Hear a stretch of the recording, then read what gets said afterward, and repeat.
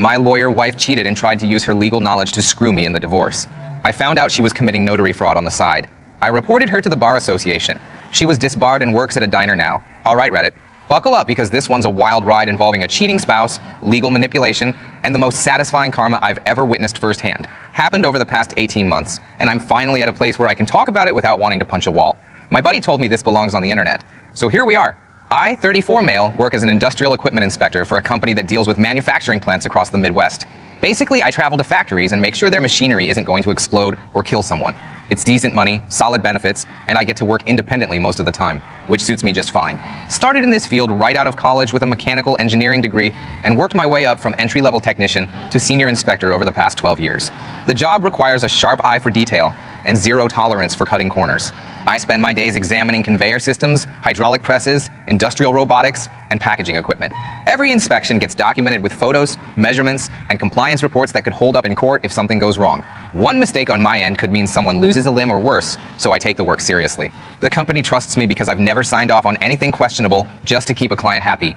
My typical inspection day starts at 6 a.m. when I arrive at whatever plant I'm assigned to. First thing is reviewing the equipment maintenance logs and comparing them against manufacturer specifications. Then I'm climbing ladders, crawling under machinery, checking hydraulic pressure readings, measuring wear patterns on moving parts. Everything gets photographed from multiple angles with detailed notes about what I'm seeing and why it matters. By the end of the day, I've usually walked 5 or 6 miles around the plant floor and generated a 20-page report. The travel schedule means I'm on the road about 3 weeks out of every month, hitting different plants across Ohio, Michigan, Indiana, and Illinois. Usually gone Monday through Thursday, home for long weekends. It's not glamorous, but the pay is solid, and I genuinely enjoy the work. There's something satisfying about finding a potential failure point before it becomes a catastrophic problem. I met Rebecca 7 years ago through a mutual friend's wedding. She was 3 years into practicing family law, already making a name for herself at a mid-sized firm downtown. Smart as hell, confident, had this whole power professional thing going that honestly impressed me. She wore these perfectly tailored suits and could argue her way out of anything. I found that attractive at the time. Should have been my first warning sign. Our first conversation happened at the wedding reception. I was sitting at a table with a bunch of people I barely knew, doing the awkward small talk thing when Rebecca sat down next to me. She'd just come from the bar with some complicated drink that probably cost 15 bucks. We got to talking and somehow ended up discussing liability insurance of all things. Turned out she was representing a client in a workplace injury case and wanted to pick my brain about equipment safety standards. Most people's eyes glaze over when I talk about OSHA regulations and machinery compliance. Rebecca asked detailed questions and actually remembered what I said. She wanted to know about inspection protocols. What kind of documentation would hold up in court? How expert witnesses evaluate equipment failures? We talked for probably an hour about hydraulic press accidents and conveyor system malfunctions. While everyone else at our table was getting hammered and dancing to bad DJ music, we exchanged numbers that night. She texted me 3 days later asking if I wanted to grab coffee and continue the conversation about industrial safety standards. I thought she was joking, but she was dead serious. We met at this place downtown near her office. She brought a legal pad and took notes while I explained the difference between preventative maintenance and corrective maintenance. Looking back, I should have realized she was using me for free expert consultation, but at the time I thought it was cute that she found my boring job interesting. That coffee date turned into dinner the next week, then drinks at a wine bar the week after that. Then suddenly we were seeing each other twice a week, and I was spending weekends at her apartment. She lived in this nice high-rise downtown with floor-to-ceiling windows and actual adult furniture instead of the second-hand stuff most people our age had. The place looked like it came straight out of a home design magazine. Rebecca came from old money. Her dad, Gerald, ran some investment fund that managed retirement accounts for executives and professional athletes. Her mom, Catherine, sat on charity boards and hosted fundraising galas. They lived in this massive colonial in the suburbs with a 3-car garage, professionally landscaped everything, and a pool house that was bigger than most people's actual houses. Meeting them for the first time felt like stepping into a different tax bracket. Her childhood bedroom was still exactly how she'd left it when she went to college. Queen bed with an expensive mattress, matching furniture, built-in bookshelves full of hardcovers, and a walk-in closet. There were photos of her at various equestrian competitions throughout high school. Apparently, she'd been big into competitive horseback riding, which explained the trophies lining one shelf. The whole setup probably cost more than I'd made in my first year working. Despite the privileged background, Rebecca worked her tail off in law school. Top 10% of her class at Ohio State, law review editor, summer internships at major firms in Cleveland and Cincinnati. She actually earned her success instead of coasting on daddy's connections. That mattered to me because I grew up middle class, where nothing got handed to you. My parents were both public school teachers who saved for years just to afford family vacations. I paid for college with scholarships and part-time jobs fixing equipment at the university physical plant. Rebecca respected that hustle, or at least I thought she did at the time. We got married after dating for 2 years. Nothing crazy expensive. Her parents offered to pay for some elaborate affair at a country club with 300 guests and an open bar that would have cost more than a decent car. We both agreed to keep it reasonable. Ended up with about 80 guests. Nice venue at a historic inn outside Columbus.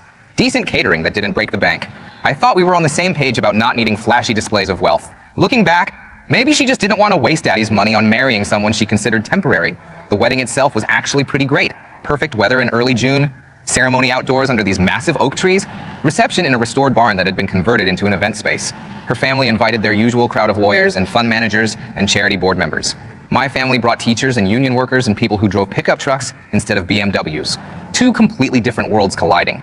But it worked out fine. Everyone had fun, nobody caused drama, and we left for our honeymoon in the Florida Keys feeling like we'd started something real. First few years were solid.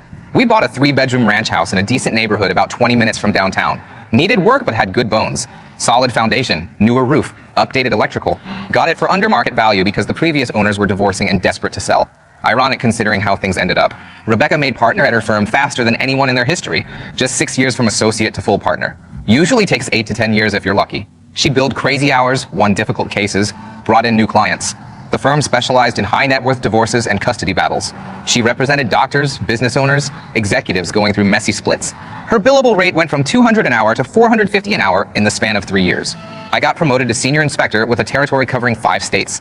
Meant better pay, more responsibility, and unfortunately, more travel. But I liked the work, and my boss trusted me with the complex inspections that required extra attention. We were both climbing our respective ladders, and it felt like we were building something together. The house became our project. Spent weekends painting rooms, every color Rebecca picked from those sample cards at Home Depot. Installed new light fixtures in every room because she hated the old ones. Argued about whether the kitchen needed a backsplash. She said yes. I said it was fine as is. She won. And we spent a Saturday tiling. Redid the master bathroom with new vanity, updated fixtures, and one of those rainfall shower heads that uses twice as much water as a normal shower, but feels amazing. Rebecca insisted on hiring professionals for the big stuff, but let me handle the smaller improvements. I built custom shelving for her home office using plans I found online and wood from the local hardware store. Took me 3 weekends, but they turned out perfect. Floor-to-ceiling shelves that fit her law books and case files.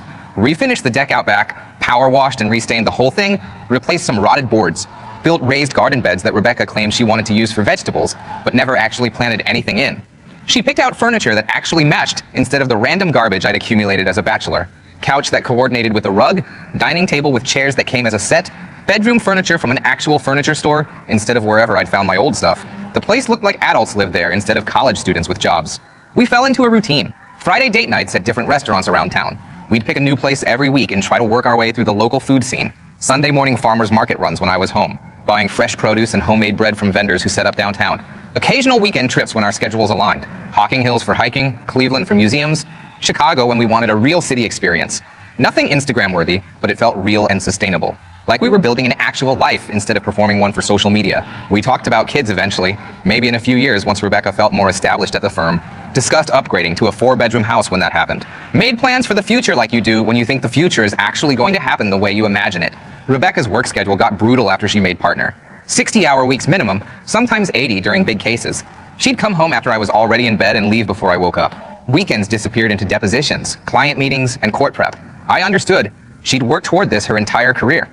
Making partner at a law firm is basically like reaching the end boss in a video game. The work doesn't get easier, it just gets more important, and the stakes get higher. Didn't love it, but I got it. My job required travel and long days too. Sometimes I'd be at a plant until 8 p.m. finishing an inspection that turned up more problems than expected. She understood my schedule, so I tried to understand hers. The distance grew slowly. She stopped asking about my day, stopped planning date nights, stopped initiating anything that wasn't on her meticulously organized calendar. When I'd suggest dinner or a movie, she'd say she was too tired or had work to finish. Fair enough, except she somehow had energy for happy hours with colleagues and networking events. The intimacy dried up completely. I'm not just talking physical stuff, though that disappeared too. I'm talking about those little moments of connection. Morning coffee together, quick texts during the day, falling asleep watching TV on the couch. All of it gone. She started sleeping in the guest room during the week, claiming my early morning alarm for work trips disturbed her sleep schedule. I travel for work about 40% of the time, 3 or 4 days on the road, then home for a week or two, depending on what inspections get scheduled. My schedule's been consistent for years. I sent her my travel calendar at the beginning of each month. She knew exactly when I'd be gone and when I'd be home. Looking back, that predictability probably made her life a lot easier when she decided to start messing around. About 18 months ago, I noticed some changes. She started hitting the gym at 5 a.m. before work, got a new hairstyle from some expensive salon, updated her entire wardrobe, bought perfume that cost more per ounce than gold. At first I thought maybe she was just taking better care of herself with the stress of work. Didn't occur to me she was dolling herself up for someone else. Then came the phone behavior. Always face down on the table. Always taking it to the bathroom. Changed her password without mentioning it. Used to be our wedding anniversary. When I asked about it casually, she said the firm required new security protocols for client confidentiality, plausible enough that I didn't push it. She started working late more often, coming home at 9 or 10 p.m. with wet hair smelling like fancy shampoo. Said the firm installed a gym and locker room for partners to use. Sure, makes sense. Except I'd visited her office before for lunch meetings and never noticed any gym. When I mentioned swinging by to grab dinner with her one night, she got weirdly defensive. She started mentioning Grant more frequently. Grant from the competing law firm. Grant who went to the same law school. Grant. The name started making me irrationally annoyed just from hearing it so much. But I'm not usually the jealous type. People have colleagues they get along with. Except something felt fundamentally wrong, and I couldn't quite articulate what it was. The real kicker came when I got home early from a site inspection that got canceled. This was about 14 months ago, middle of a Wednesday afternoon around 2 p.m. Was supposed to be at a plant in Michigan, running a 3-day inspection on their new packaging line. Got there Tuesday morning and found out the equipment hadn't even been installed yet. Some delay with the shipping company meant the machinery was sitting at a dock in Cleveland instead of on the factory floor where it was supposed to be. Plant manager was pissed, but what could we do? Rescheduled for the following month. I called my boss, updated him on the situation, and headed home. 4-hour drive from Flint back to Columbus. Listened to podcasts the whole way, stopped once for gas and a sandwich. Pulled into my driveway around 2:15 p.m. on a beautiful Wednesday afternoon, thinking I'd surprise Rebecca with an early return. My truck's in the driveway and I walk into my own house through the garage like I always do. Set my inspection bag down by the door. That's when I see them. Men's dress shoes by the front entrance that definitely aren't mine. Expensive leather Oxfords. Probably Italian. Too small to be mine by at least 2 sizes. Just sitting there on the mat like they owned the place. Like whoever kicked them off felt comfortable enough in my house to leave his shoes lying around. I stood in the entryway for a solid minute trying to process what I was seeing. My brain went through every possible explanation. Maybe Rebecca invited a colleague over to work on a case. Maybe it's her brother, though he lives 2 states away. Maybe it's a delivery guy, though, that makes 0 sense. Every explanation sounded stupid, even as I thought it. Heard voices upstairs. Laughter. My wife's laugh, the one I hadn't heard directed at me in months. Then more voices, talking quietly, then silence. That specific kind of silence that happens when people who are doing something they shouldn't be doing suddenly realize they might get caught. Like the air pressure changed in the entire house. Walked upstairs. Each step felt like it took an hour. Part of me wanted to turn around and leave, pretend I never came home, preserve whatever illusion of a marriage we still had. The other part of me needed to know for sure. Needed to see it with my own eyes instead of spending the rest of my life wondering if I'd imagined the whole thing. Got to the master bedroom door. It was closed but not locked. Opened it. There's Rebecca scrambling to button her blouse, her hair a mess, her face flushed. And there's some guy I'd never seen before trying to locate his pants while wearing nothing but boxer briefs and dress socks. Both of them frozen like deer in headlights. Like if they stayed perfectly still, maybe I'd mistake them for furniture and leave. The guy looked about my age, maybe slightly younger, fit, well-groomed, wearing one of those expensive automatic watches that cost more than most people's cars. Rolex or Omega or some other brand I'd never be able to afford. Had that whole slick corporate look that probably played well in conference rooms and closing arguments. The kind of guy who definitely uses the word synergy unironically. This isn't what it looks like, Rebecca says. Classic opening line. Like there's some other explanation for why there's a half-naked stranger in our bedroom at 2 p.m. on a Wednesday afternoon. I just stood there looking at both of them. Didn't yell, didn't grab him, didn't punch anybody. Just stared. My inspection training kicked in. Observe, document, assess, report. Emotions came later. Right now, I was gathering data. Pretty sure it's exactly what it looks like, I said. Voice calm, flat, like I was discussing machinery specifications instead of watching my marriage explode in real time.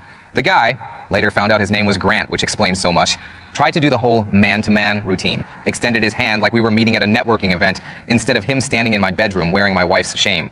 Look, I think we should all sit down and talk about this like adults. I looked at his extended hand, looked at his face, looked at Rebecca, who'd managed to button her shirt, but was now just standing there like a malfunctioning robot. Looked back at Grant. Get out of my house, I said. Calm, quiet. But something in my tone made it clear this wasn't a negotiation. Maybe it was the complete lack of emotion in my voice. Maybe it was the look on my face. But Grant grabbed his stuff and basically sprinted down the stairs like the building was on fire. Heard the front door slam. Heard a car start in the driveway. Heard tires squeal slightly as he peeled out of the neighborhood. Then silence again. Just me and Rebecca standing in what used to be our bedroom, looking at each other across about 10 feet of carpet that felt like the Grand Canyon. Rebecca went into full lawyer mode immediately. Didn't cry, didn't apologize, went straight into damage control presentation mode. Started rattling off explanations about how the marriage had been struggling for months. How she'd been unhappy, how we'd grown apart. Like she was presenting a case to a jury, instead of explaining why there was a strange dude half naked in our bedroom on a Wednesday afternoon. The words came out smooth and practiced, like she'd rehearsed this speech. Probably had. She's a family lawyer. She's seen 1,000 of these conversations. She knew the script, hit all the talking points. Emotional distance, different priorities. Nobody's fault, really. Just grew apart. Made it sound reasonable and inevitable instead of what it actually was, which was her choosing to blow up our marriage because she wanted to hook up with some corporate douchebag. How long? I asked. Cut right through her monologue. She hesitated. First time she looked actually uncomfortable instead of just annoyed that I wasn't playing along with her narrative. That's not important right now. What's important is that we figure out how to move forward in a way that's fair to both of us. How? Long. I repeated each word separately. She sighed like I was being unreasonable by wanting basic information, like I was the one making this difficult. 6 months. But Sam, you have to understand, you're never home. You're always traveling for work. I got lonely and Grant was there and I held up my hand. Stop. Just stop. 6 months. Half a year of lying. Half a year of coming home to me and pretending everything was fine while she was sleeping with someone else. Half a year of me thinking we just needed to work on communication, when actually she was busy working on destroying everything we'd built. I want a divorce, I said. Simple. Direct. No room for negotiation. She actually looked relieved, like she'd been worried I'd fight for the marriage, or beg her to stay or make some dramatic scene. I think that's the right call. And Sam, I want you to know that I'll make this as easy as possible. I'll be fair about everything. That sentence right there should have set off every alarm in my head, but I was too angry and humiliated and shocked to process it properly. When a lawyer who just got caught cheating promises to be fair, what they mean is they're going to use every trick in the book to get what they want while making you think you're getting a good deal. Here's the thing about my job. I document everything. Photos, notes, timestamps, detailed observations. It's how I protect myself from liability. You miss one detail on an inspection and someone can sue you, or worse, someone gets hurt. That habit bleeds into my personal life, whether I mean it or not. I'd been documenting Rebecca's weird behavior for about 2 months, without really knowing why. Started when I noticed the credit card statements didn't match her explanations. She'd say she was working late at the office, but there'd be charges from restaurants across town. Took screenshots of her changed location sharing settings. She turned hers off in late November. Said it was draining her battery, photographed credit card statements showing charges at hotels during times she claimed to be working late, not seedy motels. Nice places downtown with room service charges. Collected receipts from various places that didn't match her stories. Little things that individually seemed explainable but together formed a pretty clear picture. Checked into a budget motel that night. Called my brother Eric around 10 p.m. He's a project manager for a commercial construction outfit. I just said, Rebecca cheated. Found her with some guy this afternoon. I need advice. Dead silence for about 5 seconds. Then, holy shit, are you okay? Eric's immediate response. Don't sign anything without reading it 3 times and having someone else look at it. She's a lawyer. She's going to lawyer the hell out of you. Next morning, I called out sick from work. Spent 2 hours researching divorce attorneys in Columbus who specialized in cases involving legal professionals. Found a guy named Robert Chen who'd been practicing family law for 30 years. Called his office at 9 a.m. Explained my situation. Wife is a family lawyer. Caught her cheating yesterday. She's already talking divorce. Got an emergency consultation that afternoon. Robert's office was in an older building downtown. Nothing fancy. But the guy himself? Sharp as hell. Mid-50s, completely bald, wearing reading glasses. Had this demeanor like he'd seen every trick in the book twice. Let me guess, Robert said after I finished. She's already got paperwork drawn up and is pushing for a quick, uncontested divorce? Haven't heard from her yet today besides a text asking when I'd be coming back for my things. He leaned back in his chair. You will. Probably within 48 hours. She's going to present it as the mature, reasonable option. Keep things amicable. Avoid dragging it out. Save money on legal fees. But what she means is she wants you to roll over so she can get what she wants without a fight. Lawyers who get divorced either handle it professionally or they use every weapon in their arsenal. Your wife sounds like the second type. Made sense. I wrote him a retainer check. Walked out feeling like at least I had someone in my corner who knew the game Rebecca was about to play. Right on schedule, Rebecca texted that afternoon. Said she'd had her firm draw up divorce papers and we could meet to discuss terms. She wanted to keep things amicable and straightforward to avoid dragging it out. Translation. She wanted me to roll over so she could get what she wanted without a fight. I forwarded the message to Robert. His response was one word. Yep. The papers arrived 3 days later via courier.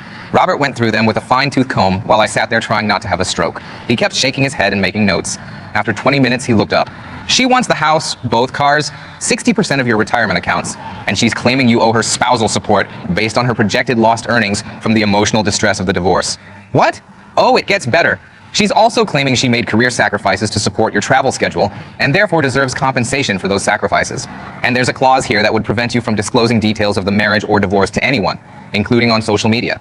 Can she do that? She can try. Will it hold up? Probably not most of it, but she's banking on you not wanting to fight it. She knows divorce litigation is expensive and time-consuming.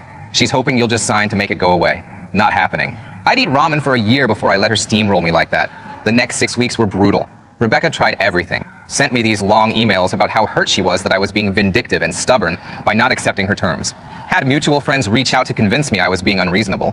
Her mother even called me to say I was destroying Rebecca's reputation by dragging this out. Meanwhile, Robert was building our case. Subpoenaed phone records showing hundreds of texts and calls with Grant. Got credit card statements showing hotel rooms and expensive dinners. Documented every inconsistency in her claims about career sacrifices. Turned out those working late nights had been going on for way longer than 6 months. Rebecca didn't know I'd been keeping my own records. Every business trip I took, I had time-stamped documentation. Hotel check-ins, site inspection reports, GPS data from my work truck. I could prove exactly where I was and when. Meanwhile, her location history showed her at Grant's apartment complex at least twice a week for the past 8 months. So much for 6 months. The kicker was when Rebecca tried to claim I'd been emotionally abusive and neglectful. Said my work schedule made her feel abandoned and that my controlling behavior had driven her to seek comfort elsewhere. Robert nearly laughed when he read that filing. "She's throwing everything at the wall to see what sticks," he said. Classic lawyer move when they don't have a strong position. But here's where it gets really interesting. During discovery, Robert requested all of Rebecca's financial records. Standard procedure in divorce cases. She fought it hard, claiming attorney-client privilege and work product protection. Robert pushed back. Her personal finances weren't covered by those protections. The judge agreed and ordered her to produce the documents. When they finally came through, something caught my eye immediately. I've been reading technical documents and compliance reports for 15 years. I know what proper documentation looks like. Rebecca's notary logs were a mess. See, she'd gotten her notary commission a few years back. Said it was useful for her practice since a lot of documents need notarization. Made sense at the time. What didn't make sense was the logs I was looking at now. There were documents notarized on dates when I knew for a fact she'd been out of state at a legal conference. I remembered because I'd had to reschedule a work trip to watch our neighbor's dog while she was gone. I checked my own calendar and work logs to confirm. She'd notarized 6 documents in Ohio on a Thursday, when she was definitely in Florida. Then I noticed more inconsistencies. Documents notarized at times when she'd been in court. I could cross-reference those with public court records.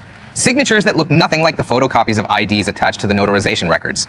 Pages notarized for people who, according to a quick social media search, hadn't even been in Ohio during the dates listed. This wasn't sloppy record keeping. This was fraud. I spent a week going through everything with a fine-tooth comb. Found at least 30 instances of what looked like false notarization over a 3-year period. Documents notarized when she was provably somewhere else. Signatures notarized without the person being present. Dates that didn't match up with anything. Took everything to Robert. He went pale. "Do you know what you're looking at here?" he asked. "Notary fraud?" "Notary fraud that could get her disbarred. This isn't a small thing, Sam. This is serious criminal activity. If even half of these are what they look like, she's been falsifying legal documents for years. What do I do with it?" Robert leaned back and thought for a long moment. "Officially, as your divorce attorney, I have to tell you that weaponizing this information in the divorce proceedings would be ethically questionable and potentially illegal. It could look like extortion if you threaten to report her unless she agrees to favorable terms. And unofficially? Unofficially, you have an obligation as a citizen to report suspected fraud to the appropriate authorities. The Ohio State Bar Association has a disciplinary board that investigates these things. What you do with this information outside the context of our divorce case is entirely up to you." The way he said it made his meaning crystal clear. This wasn't about the divorce anymore. This was about the law, and Rebecca had been breaking it. I took a few days to think about it.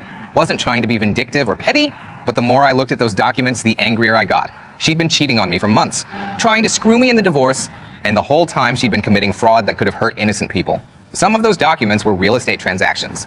Others were powers of attorney. One was an affidavit related to a child custody case. She'd been falsifying notarizations on documents that affected people's lives, their homes, their kids, all because she was too lazy or busy to do her job properly. Made copies of everything. Organized it into a clear timeline with supporting documentation. Wrote a detailed report explaining each instance and why it appeared fraudulent. Included my own documentation proving she was elsewhere during some of the notarizations. Took me about 40 hours of work over 2 weeks, but I made it airtight. Submitted it to the Ohio State Bar Association's disciplinary board with a cover letter explaining that I discovered this during divorce proceedings and felt obligated to report it. Didn't mention anything about wanting revenge or being angry about the affair. Just laid out the facts and let them speak for themselves. Then I waited. The Bar Association moves slowly.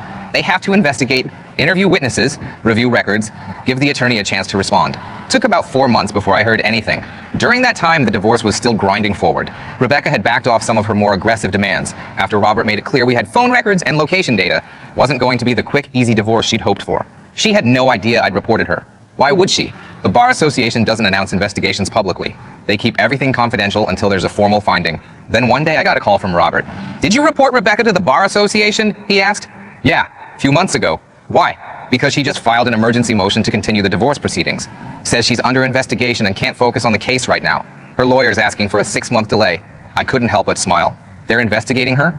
"According to the motion, yes. And from the sound of it, it's serious. She's lawyered up with a criminal defense attorney who specializes in bar complaints. The next few months were quiet on my end, but apparently hellish for Rebecca.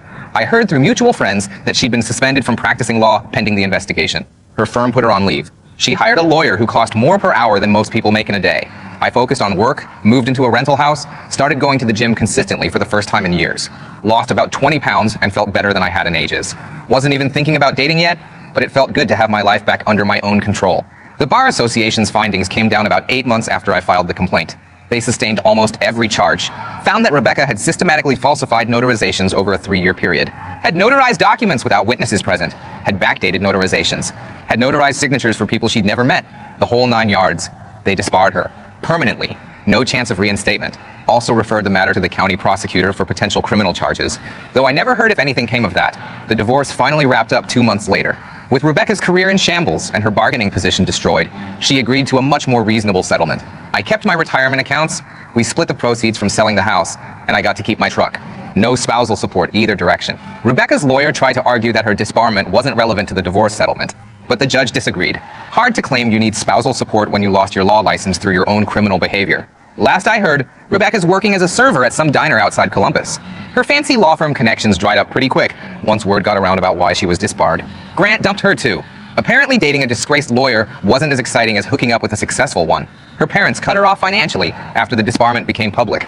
Said she'd embarrassed the family. I ran into her about 6 months ago at a grocery store. She looked exhausted, hair pulled back in a messy ponytail, wearing jeans and a t-shirt instead of her power suits. She saw me, turned bright red, and tried to duck down another aisle. I just kept shopping, wasn't about to make a scene or gloat. Seeing her like that was enough. One of the documents she'd falsified was for a family who needed a power of attorney notarized so their elderly father could get medical care while they were out of state. Because Rebecca backdated it incorrectly, there was a legal dispute that delayed his care by 3 weeks. The family had to hire a lawyer to sort it out. Could have been avoided if she'd just done her job properly. Another one involved a young couple buying their first house. Rebecca notarized loan documents without them present, forged their signatures. The title company caught it during the closing process, and the whole deal almost fell apart. The couple had to scramble to find another property before their rate lock expired. Caused them thousands in additional costs and months of stress. That's what gets me. She wasn't just cheating on me or lying to get a better divorce settlement. She was actively harming people who trusted her to do her job, all so she could save time or avoid inconvenience. The affair was personal betrayal. The fraud was professional betrayal of everyone who relied on her. Rebecca's parents cut her off completely. Her mom resigned from 2 charity boards because people kept asking about her daughter. Her dad told people at his country club that Rebecca was dealing with personal issues and refused to elaborate. They sold their house in the suburbs and moved to Florida. Didn't even tell Rebecca they were leaving until the moving truck showed up. I ran into her about 6 months ago at a grocery store. She was wearing a diner uniform with a name tag, hair pulled back, no makeup, looking about 10 years older than she actually was. She saw me, turned bright red, and tried to duck down another aisle. Ran into her again 2 months later at the same store. This time she didn't run. Just gave me this look like she wanted to say something but couldn't find the words. I nodded, kept walking, had nothing to say to her. Found out later she's renting a studio apartment in a rough part of town. Drives a 15-year-old Honda with a dented bumper. Works doubles at the diner on weekends. Applied to be a paralegal at a few firms. But nobody would hire her once they ran a background check. One of her former clients sued her for malpractice related to the notary fraud. That case is still ongoing. Her insurance dropped her, so she's representing herself. Not going well from what I heard. The young couple whose house deal almost fell apart because of her forged notarizations, they ended up losing their dream home. The sellers went with another buyer. Couple had to rent for another year before they found something else. They're part of the class action suit against her now. The family with the elderly father she screwed over with the backdated power of attorney, he died before they could get the legal issues sorted out. They couldn't make medical decisions for him for 3 weeks because of her fraud. That's in the lawsuit too. Rebecca tried to friend request me on social media about 4 months ago. Blocked her immediately. Her former firm hired someone to replace her. Young attorney, sharp, actually does her job properly. Been bringing in twice the clients Rebecca did. Firm's doing better without her. Update. The divorce is completely finalized. Rebecca tried to file for a modification of terms 3 months ago, claiming financial hardship. Judge denied it. Said she created her own hardship through criminal behavior. She's still at the diner. Saw her there when I stopped for coffee last month. She took my order, wouldn't make eye contact, left a normal tip and left. Wasn't trying to rub it in. Just wanted coffee. Grant's wedding announcement ran in the paper 2 weeks ago. Big society wedding. His parents are loaded. Rebecca wasn't invited. Heard she called his new wife's office trying to warn her about him. Security escorted her out of the building. The paralegal certification she was trying to get. Denied. State bar flagged her application. Turns out getting disbarred makes it really hard to work in legal adjacent fields. She's trying to get certified as a medical billing specialist now. Her apartment got broken into last month. Took her TV and laptop. Cops didn't recover anything. She posted about it on social media, asking for help replacing the stuff. Got 3 responses. Nobody donated. The class action lawsuit against her settled. She's paying monthly installments for the next 10 years. Most of her paycheck goes to that and rent. She's basically broke until she's 45. My girlfriend met her by accident at the grocery store. Rebecca tried to explain her side of the story. My girlfriend just walked away mid-sentence. Told me about it later and we laughed. No regrets about any of it.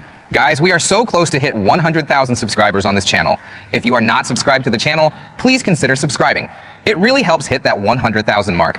Thanks for making this dream come true.